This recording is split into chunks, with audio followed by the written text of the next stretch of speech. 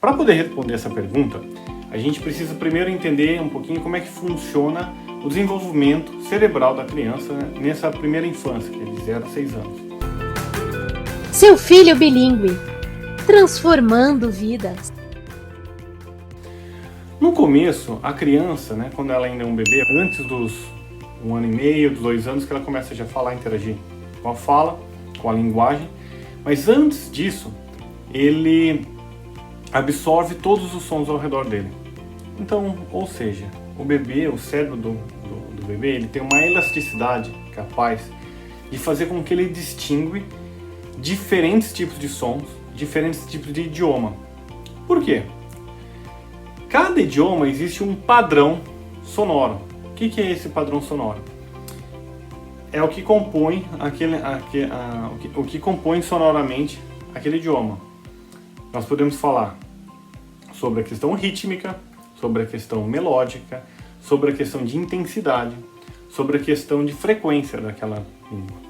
Ou seja, vou dar um exemplo aqui. O alemão tende a ser uma língua gutural, ou seja, eles tendem a usar muito essa região mais baixa aqui, tá?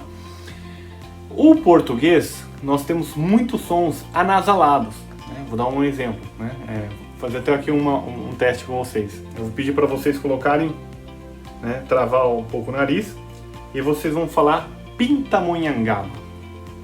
Pintamonhangaba. Pintamonhangaba. Vocês percebem que quando você tampa o nariz, você sente que o som está totalmente aqui anasalado. Então, o português é uma língua que tem muitas palavras anasaladas.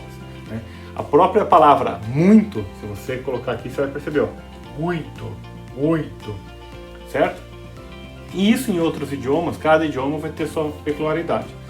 O bebê consegue distinguir se ele está ouvindo inglês, se ele está ouvindo português, se ele está ouvindo russo, se ele está...